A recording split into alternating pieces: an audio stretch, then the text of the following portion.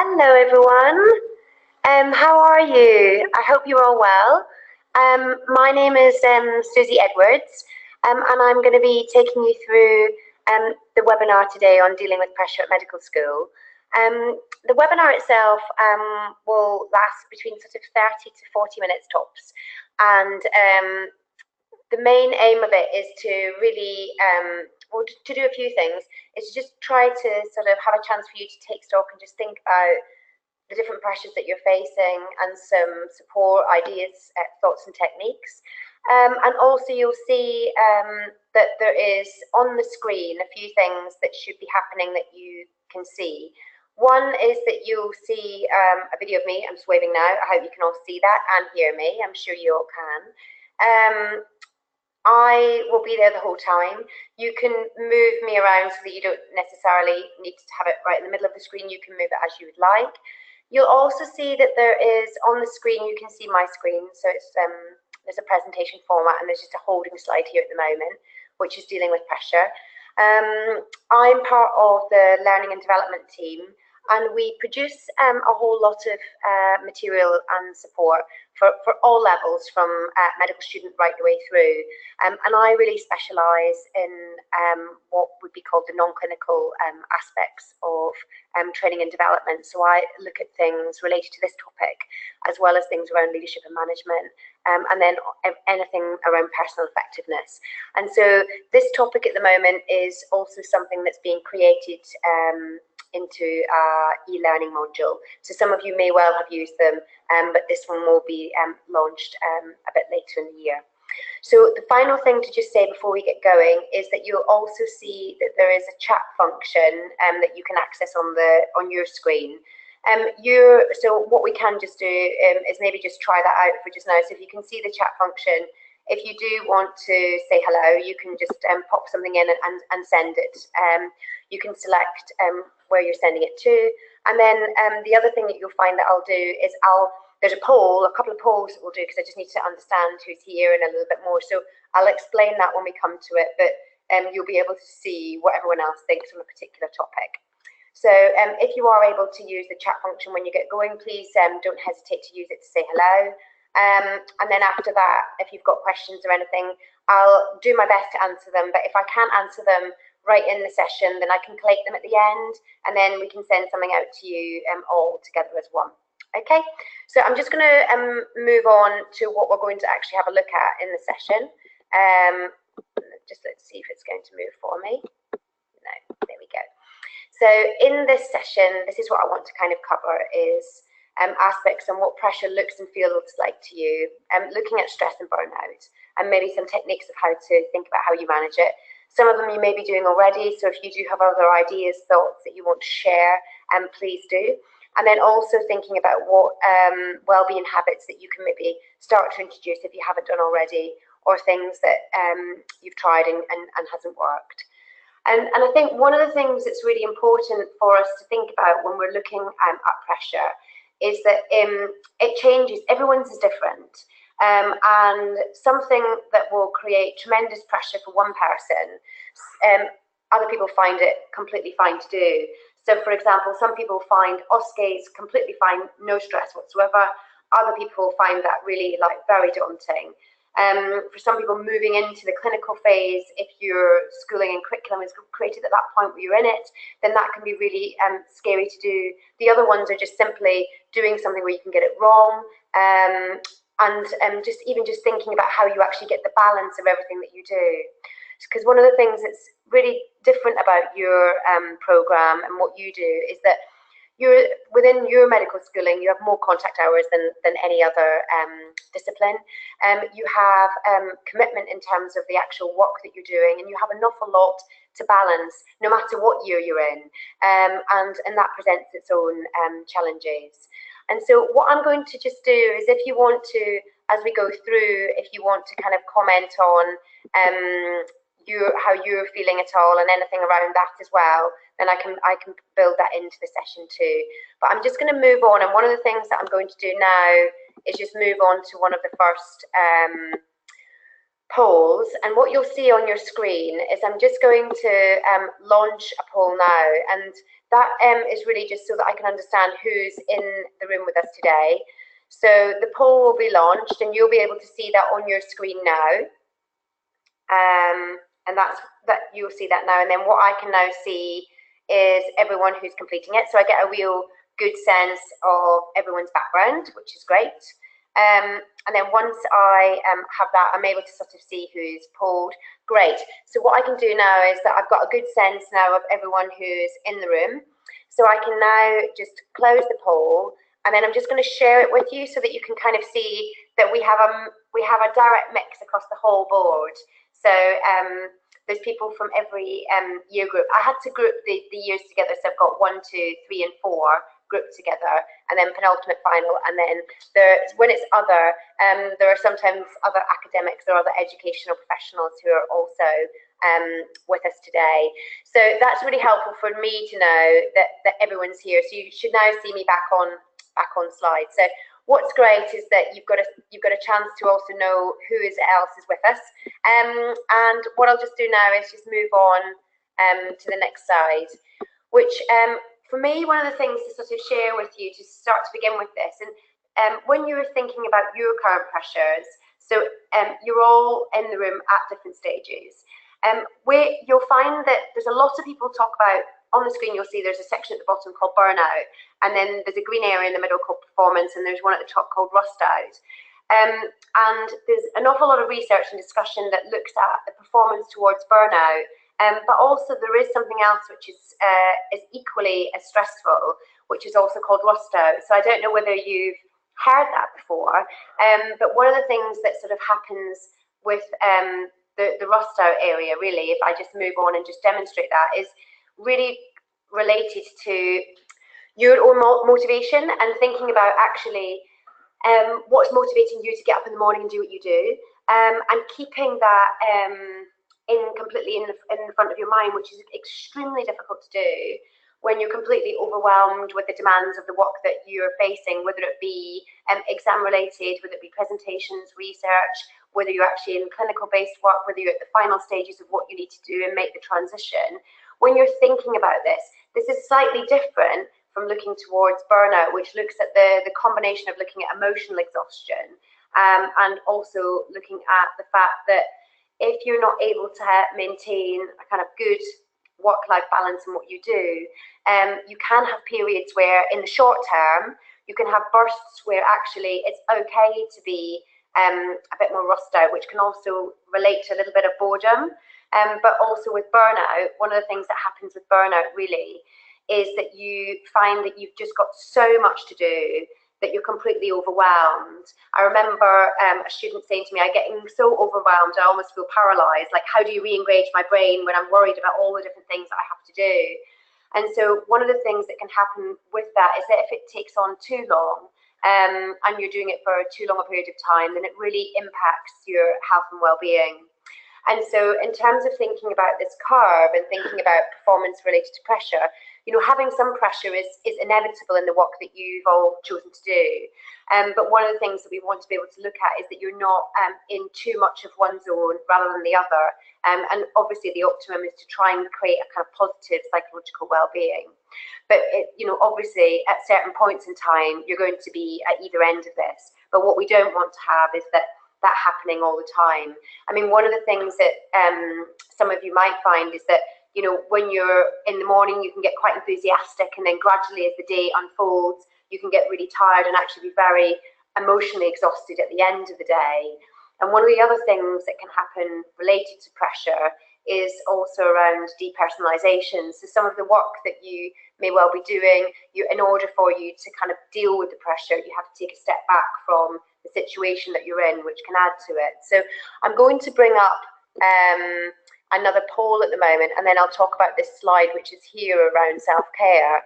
But I'm just going to bring up a poll which relates to the curve that we just looked at, and just see, I'm just going to launch that now. So it's asking 3 questions, and it's saying, at the moment, in terms of where you are, where are you sitting on the poll? And if you can have a look at that on the curve, would you say that you're in the middle? Would you say that you're a bit more on either side? of it, or I mean, obviously by day it can change. So it's just really good. I'm getting a good sense. A few of you have responded now. Oh, that's great. So I've got a good sense now. There's just I can see now there's just a few more people still to respond, and then I can bring everything together. I thought that while we had this coming through, that one of the things that I want us to sort of look at is there's a lot in the literature and in the press at the moment about the concept of self-care. And I just wanted to make sure that when we're looking at self-care, we know what we all mean by that, and just thinking about what that means for you. I'm going to be able to close the poll. Thanks, everyone. You've completed it. That's great. I'm going to close it and then launch it so that you can all see it. So you'll see here that actually, I mean, there's some of you in a really positive space, which is wonderful. And then there's a quarter of you that really do feel that you're absolutely kind of, the Scottish would say at the end of your tether, you're really at that point where you're in real potential for burnout. So I'm pleased that you're here today. So for both sides, there's the kind of keeping that, maintaining it, but if you are there, trying to identify strategies about what you can do differently. So one of the things that I thought we'd look at together, I'm just going to close that off now. Let me just share it, just making sure you can all see that. Can you see it okay? Perfect. I'm just moving it away now. What I thought we'd have a look at is within this section here that we've got, I've got certain things around self-care. And I don't know if you saw in the press, there's quite a lot of people, there's a book that was out called Self-Care for the Real World. There's a lot of people looking at the concept of self-care. And actually, in terms of the rise of digital related health, there's and within the patient population, there's also been a lot of research looking at how we can encourage patients to maintain higher levels of self-care for prevention of their own health and well-being. But one of the things that we don't do enough of is think about how we do that now for you. So looking at the kind of self-care, about what you can do as students, no matter what stage you're at in your programme. Because if you can start to kind of get that right as you go through, then you can use some of the techniques to help you. So we're going to have a look at a few of these areas and think about them. And the first one really around looking at meaning. When you decided to go to medical school, all of you will have gone for different reasons.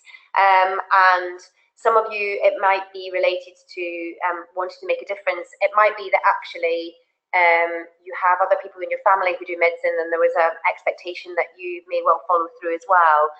Some of you may well have done it because you're good at sciences, or others just generally interested in the problems that may face you, no matter what your reason is. One of the things as you go through medical school, and this is particularly useful for those of you who are kind of at your penultimate final year, about to move through into foundation and beyond, is that things change and alter based on the experiences that you have and what you're exposed to as you go through your training. So one of the things that's really important is within that kind of inner being within you here, if you can see in my stomach, within that fire in your belly, just knowing what is it that actually motivates you to get up in the morning and do what you do each day. You know, I mentioned that earlier, like really thinking about what that is, because there are moments where at the end of the day, you almost want to just curl up in a complete ball and you'll just be completely exhausted. You will have that, and that you'll be genuinely relieved to be able to survive the day. And it's just one of those things where you just know where that's there is so important. And for other people, having an opportunity to just not necessarily using reflective practice in your own medical work, but just thinking about in terms of accomplishment around things, just even small things that you've been able to do. And some people opt to use, they're starting to use things that relates, they're not necessarily calling them gratitude journals, but things where they just remember all the good things that they've achieved. And that doesn't necessarily need to be within studies, also out with. And actually it's been known that the more that you can do to think about out with as well as in terms of the positive emotions and the relationships and the engagement that you have with others, is invaluable. And this quote that's underneath here that you can see, within positive psychology, Martin Seligman has looked at a lot of things around happiness and around our ability to be able to do our studies and the work that we do, and how that relates to our general well-being. And that's just there just for you to see. I'm just going to move on to this slide here. Again, one of the things that's really important for us to look at is to also think about things around resilience. And so for some of you, you may well have found that this topic area is also something that you're being asked to think quite a lot about at the moment. There's a question at the bottom which was just there for you to sort of think about in terms of like what you rely on to think about the challenges that you face. So there's a number of things that can impact on that around your confidence, the support that you've got around you, and also how adaptable you are to the changes that you face. So you'll find that this idea of being resilient is something that's coming through a lot more for you to consider. And in this part here, within the slides here, we have a module that if you've not had a look at it yet, it could be really invaluable for you to use, which is called Understanding Resilience in the Workplace. So it's particularly useful for when you're sort of moving through from academic moving into clinical, depending on how your program is fixed. It's also really useful as you're moving through your later years going into foundation. And even if you're not going into that and having a break beforehand, having a gap, then it's also really helpful to have a look at that. So I just wanted you to know, and you can access that for free through BMJ Learning, and it's called Understanding Resilience in the Workplace. So when you're thinking about stress at the moment, you've got two different things that are coming at you, the external and internal responses and the external pressures that you have.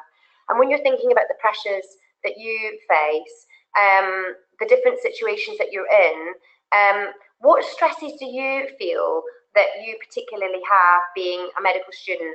I'll just give you a few moments to have a think about that. And if you do want to, you can sort of write it in the chat function and send it through to me. And I'll just hold on there just while we're waiting to have a look. So just thinking about what that actually means to you as a student at the moment would be just really useful for you to have that. Great. I'll just give you a few moments just to do that and then I'll move on.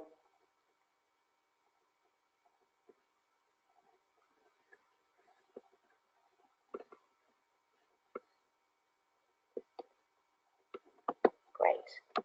Let me just move on. So one of the things that's really important in terms of thinking about those stresses, so there are different things that people are coming up with within that. So some people are sort of saying there the trying to manage and balance all the different aspects of work that they have. Other people are sort of saying that it can be quite hard when you're comparing yourself to others, and in terms of thinking about benchmarking where they are, and also actually that impacts your own confidence and makes you think, well, hold on, if they're doing this, you know, what should I be doing? So this kind of the pressure really of trying to make sure that you feel like you're on a level playing field with everyone else. I think there's the other thing about just people just talking there about not actually sort of being able to notice the signs of when they're actually stressed. They can see it in other people, but it's not until they kind of get almost hitting the wall that they then realise that actually they need to do something about it. And I think that through your own medical schooling and also through the experiences you have, there'll be things that you will notice in other people. So for example, you'll be able to see in others, you know, perhaps not turning up on time, being a bit more emotional and just not that, a bit more frustrated, not concentrating. But sometimes it can be really hard to notice it in self. So we can easily see it in others, but we sort of find that actually when we're looking at ourselves, we find it harder to be able to do. And I think that one of the things for me to sort of share with you really is that in terms of your actual external pressures of what you have, there are a number of things really going on. And I think that one of the things that was just mentioned there about looking at the comparison to others, I think sometimes one of the things that can happen is that we can't always control our external environment, and that can actually create tremendous stress. And the other one is really looking at, you know, what role are you playing at this stage of, depending on if you're going into clinical practice, knowing what the role is that you're meant to be doing there. There can often be confusion as to what you should be doing at that moment in terms of observation or what time of fit you're trying to do, and that can also create its own stresses. And then the other one really for at the moment for all of you will be the demands on your time and trying to get that balance based on workload, exams, assessments, and what you've got going on there. And one of the key things really is around the supportive network that you have. And so if anyone's got particular things that they do or use that they'd be happy to sort of share, please use the chat function to do it. But just in terms of thinking about making sure that you get good support from friends and family is really key when pressure is surfacing.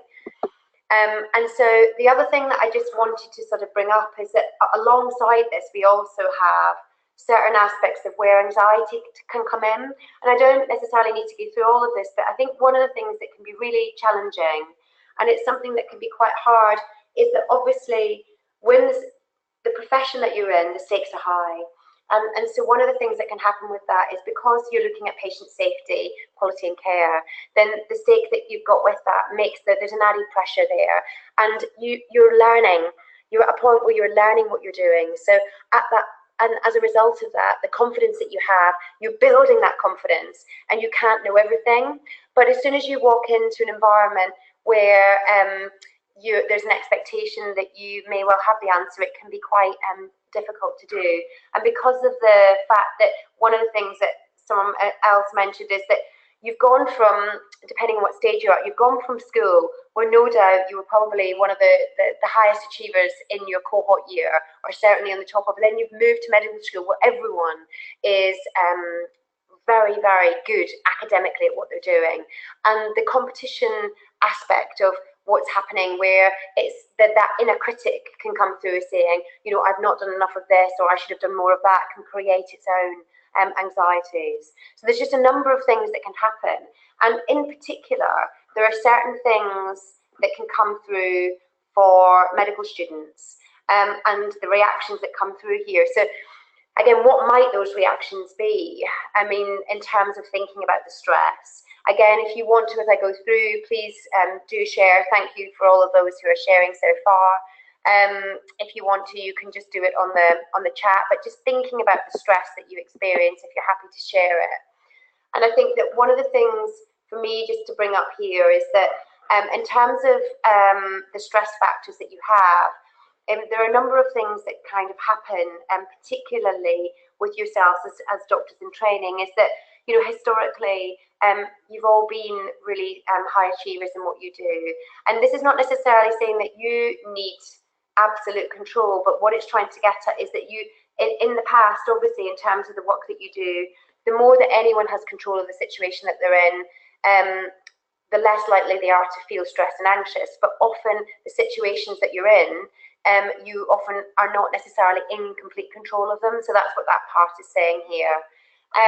You'll sometimes hear that people mention types for doctors, personality types.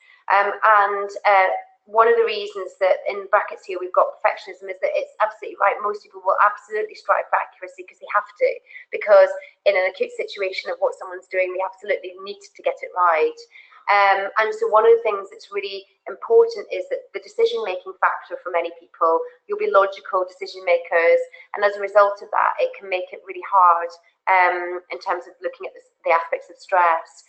The other side that's really key, depending as you go through the emotional exhaustion and the sensitivity or desensitivity to things. A lot of students and doctors that I meet sort of say that one of the things that they need to do to try and protect themselves, almost a bit like an armor, is that they kind of make sure that they've obviously got their empathy and compassion, but they need to try and take that step away and deal with the situation at hand and try and not get too emotional. But of course, what you're dealing with is really emotional, your sensitive topics. You're dealing with distress, disease and death, and all of those things together make it really hard in terms of the stress.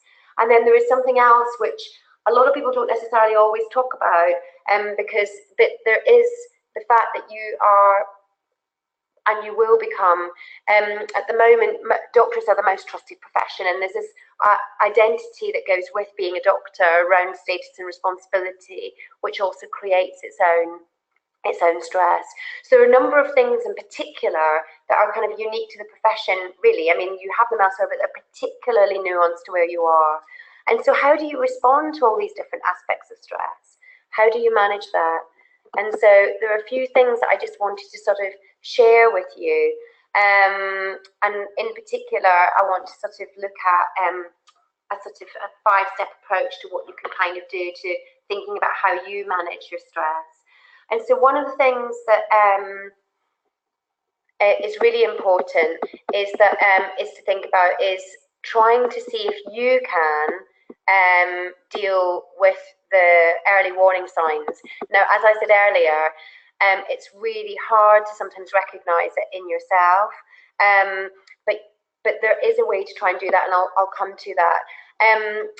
There's also some really nice comments that people are coming through saying that I respond to stress by stopping doing things that I enjoy, and focusing on all the other things that need to be done. And this is a really common thing that actually happens, where you become so overwhelmed by, you know, all the other things that you have to do, that you forget that there's actually another life out there, that some of your other, depending on your living arrangements, if you're not living with other medical students, you'll see other people that are just doing things and they're out and about, and it's just like, I'm not able to do that. And there's something about being able to still carve out time for things that is not related to medicine. It's so important.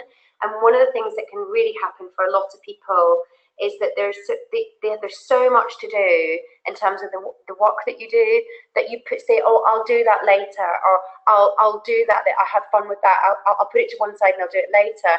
But through time, by doing that, you've kind of pushed it so far away that it's really kind of become hard to bring it back. So we need to refocus and think about the things that bring you happiness and joy. And some of that will be your medical student, but we need to think about what is important to you, and to come back to thinking about how you value yourself, and making sure that you're a doctor in training, you're a doctor who's going to be an excellent doctor, but you also need to have things that bring you some extra time as well for yourself. And these need to be positive things which are out with your own work. And if there's a way, if anything today is a key takeaway, is if you can, if there's any way to even just try and get an hour, like to try and find a way to get 1 hour. Because one of the things that can sort of happen is that if we don't break the chain of where we're kind of in this cycle of work mode, I'm on this placement, I've got this piece of research to do, and I'm trying to do this, I need to build this up next, and there's all this kind of, it's a cycle like this, where all of a sudden we start to have a lot of kind of unhelpful thoughts that come through. And all of that really, in terms of ourselves, it just means that we're not able to break that and to take that step back and think. And the other thing that then happens is that we're not then constructively thinking about all the different pressures. So we've got this that's going on, which is really important to look at, trying to see if we can break that. And then the other thing that can happen, and again, I'm just putting things in here, I'm not necessarily saying that this is what you're doing, but one of the things that can happen is that we can have a cognitive bias going on, where there are a number of things that we think is happening, but it's our perception of it. So the other thing that can go on, particularly when we're just so in the moment that we've not had a chance to really think about our pressure and the stress of what we're doing, we can do a number of things. So for some of you, it may well be that actually you've got minimization, or other people, you're just thinking, well, actually that comparing self to others, you're sort of thinking, how is that person always doing that better than me? But they might well be thinking, well, how is that person, like, to you, how is that person doing it? So there's something about looking at cognitive bias and the way we can distort things, that there's lots of good stuff on this, and some of it's really easy to just quickly have a read through actually, but within this there's something else about thinking about myself, about self-worth. So there's something about looking at the confidence of ourselves that's really key to thinking about how we deal with pressure. There's also something else that can happen is that we sometimes, the words and phrases that we use inadvertently that come out are actually quite negative, and as a result of that can cause undue stress. So we can also, without meaning to, we can do the should, ought, must. We can look at I can't, it's impossible, it's hopeless, there's no way through. You know, I'm never able to do enough of this. I always, you know, so there's something about words, and if you can, I mean, obviously you can't necessarily be listening to yourself, but if you start to hear certain things that you're doing or certain words that you're using, it could be just helpful to think, hold on a minute. There's a technique called the ABC approach, where you're sort of taking a step back and thinking, look, is that actually what I needed to be saying? What are those barriers that are coming up, and can I say can I have a conversation with myself differently about how I'm feeling? Because sometimes what can happen around this is that we can get caught up in a cycle of negativity, which obviously adds to pressure and then to stress and anxiety. But for me, there's something really interesting about looking at these 5 areas. Now, for some of you, it might just be that you can only possibly take a little slice of this, and that at the moment there is just too much going on, that there's just no way to do any more than what you're doing. And so I'm just going to just very briefly just take you through some of these in terms of thinking about your self-care and some ideas and thoughts. One of the things that I do think would be really useful to do is that if you do want to go into more detail on particularly on the resilience and understanding it, there's a really interesting activity that you can do where it actually looks at some particular techniques that you could try out at home that could help as well. Some of them are around looking at mindfulness and meditation, where you can take 5 minutes out. Others are just thinking about other ways of trying to introduce physical activity into your work. So this is the kind of 5 things, and these are just some questions that I'd like you to think about. So one of the things to just do, and in the 5 ways, this should just really just be a few minutes, just at the most, just thinking about this. How often do you stop and take stock of your environment? Because sometimes what can happen is that depending on where you are, and you may well be in an environment that's in your placement which is extremely chaotic, but if you're able to just take a look around, in terms of our balance of work, there are a number of things that are really important. The people that we're around, the environment that we're in, what we're doing and how we're doing it, the location of where we are, the amount of hours that we're doing, and then also ultimately through time, whether we're recognised appropriately for what we do, whether that be in terms of appreciation or by reward. But there's something important about thinking about your environment. How aware of you are your automatic thoughts and responses? Just going back to, have you got yourself into a spiral where actually in your head you've got quite a lot of negativity?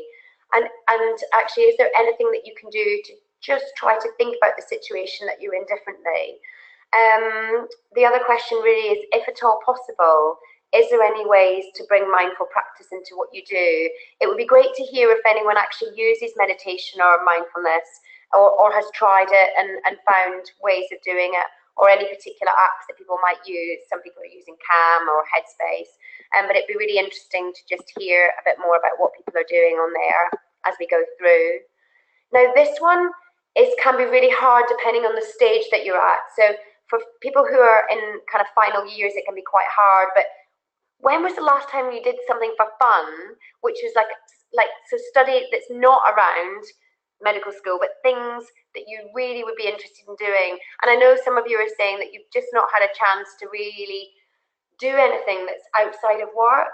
And I'm wondering whether, is there anything that you can try to do creatively to think about how you can create some time to sort of learn differently? It might be something completely different, and it doesn't even need to be at any high level, but just something that actually you've loved doing before, but you've kind of lost your mojo because it's not there anymore in terms of your work.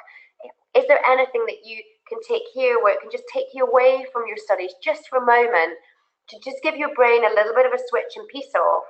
And then what it then allows you to then do is to go back into that with renewed energy and vision.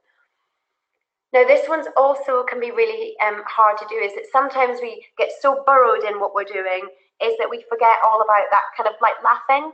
And so for some people, they might not have laughed for ages. We need to laugh.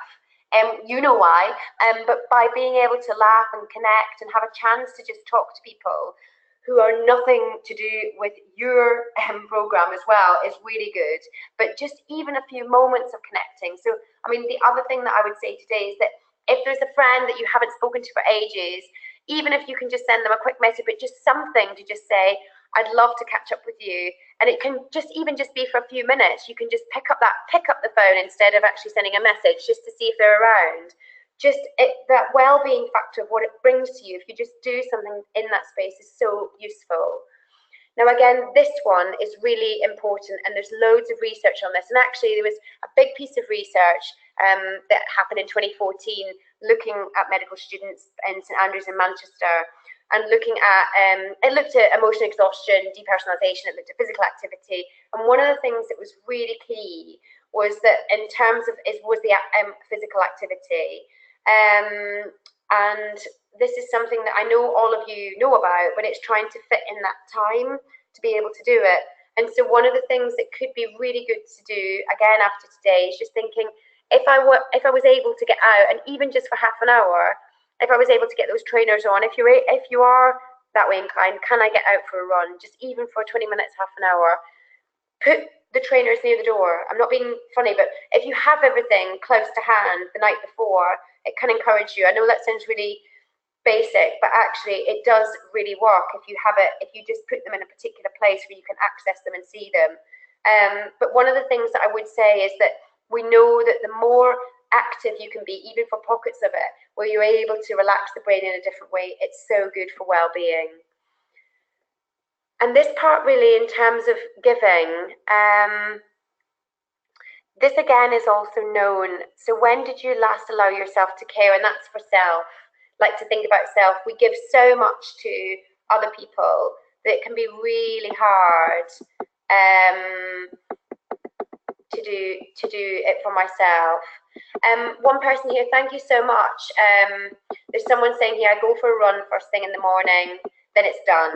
And I don't have the thought of needing to do exercise on my mind all day. So again, I suppose one of the things that's also there is there's that kind of, sometimes you can feel the pressure to do the exercise as well. But actually, if you're able to get into some good habits, such as depending on how you best work. So if you are able to run first thing and just clear it and go, and it just gives you those endorphins that you just need, it can help for the rest of the day. For other people, they genuinely want to set aside a different time of the day to do it. But it's just more about that idea for care. And the other thing, of course, is around food medicine. And there's a growth, which again, some of you will be really know about and be really interested in as well. But this idea around looking at pressure and stress around the kind of foods that we put into our body. And when you're on the go and when you're rushing, we often grab something, don't we? And so one of the things that can happen with grabbing it is that we're grabbing it on the go. It may well not necessarily be something that you put into your body if you had more time. But there's something about looking at the preventative side of what we put into ourselves that can really, so giving ourselves that chance to have good food in is important. You all know about sleep, and again, there's more and more looking at the importance of trying to get that, but that's easier said than done when you've got so much deadlines and other things that could really impact on what you do. But the other thing that I would say here was just to think back, particularly, and in fact, no matter what stage you're at in your medical school, it's just reminding yourselves of the reasons why you went into medicine in the first place, and just remembering those moments of actually, this is why I'm doing it, this is what I'm doing it for. And I think that the other thing to sort of think about is, for many people it might be, is there something that you need to try and do to relocate your time and energy, to give yourself that time to be able to think about one of those things that are really important to you, whether it be around leisure, whether it be around an interest that you've enjoyed doing. So you know that you used to absolutely love creative stuff and you're not doing it anymore because you still feel guilty if you don't do it. But trying to think about, is there something that I can bring into my life now that can really help me? We also do have quite a bit of help and support in this area, and I'm just going to show you in a moment a few things around just extra resources that might be useful for you to use. And one of them is a service that you can actually call as well for help. But I just thought it might be interesting. These are people just a little bit further down the line than you. But some people saying, you know, this is not just a few notes. You can see it on the screen here. I picked 2 in medicine and then something completely out of medicine, because everyone who's doing medical school doesn't necessarily always stay in medicine. I just wanted you to just get a sense of people just talking about this idea about outside interests. I mean, you can see that reoccurring theme running through. The last one in particular, I suppose it's a completely different sector, but knowing that actually they can come back to that tomorrow, and being able to sort of put their self to one side. So you can see that on the screen here. I think you'll all have been able to scan that and read it now.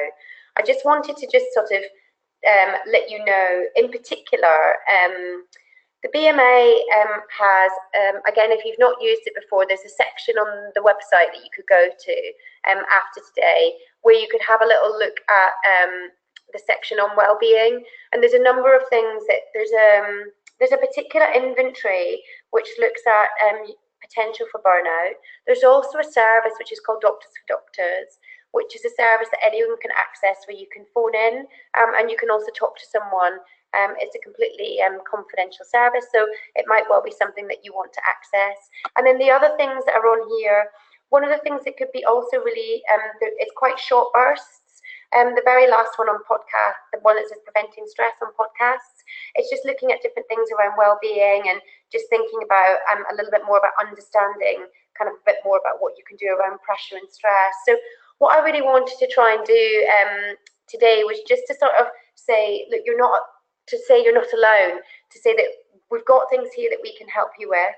I know that at times it might feel that you're just completely overwhelmed with everything, but just having a chance with the time that you've even done today, just taking that moment to take a step back and just thinking about all the great things that you're doing to work as hard as you can towards completing your degree, but then also just thinking, I need to also make sure that I carve out, even if it's just pockets within the week, that are time for yourself, to just give yourself that chance to relieve some of the stresses that you're facing.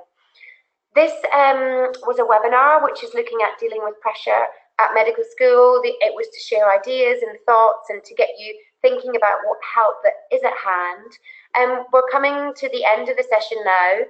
I can sort of stay on the line for a few minutes to answer or to help with any questions that people may have. The other thing that I can do is I can go through the questions that people have answered, and anything in particular I can make comments on that and send it back through to you all. But can I thank you all so much for your attention to the session, and I really wish you well, and don't hesitate to get in touch if there's anything that you need. So I'll hold on now, but for those of you, I'll just wave who I'm off now. I'll switch off my video, but I'm still here for a few moments and the sound in case anyone has any questions. I'll keep it up for a minute or two and then close it. But I wish you all a really great afternoon, a good week ahead, and please try to just see if you can just create even just pockets of just time for yourself if you can. All right, take care everyone. Thanks so much, bye.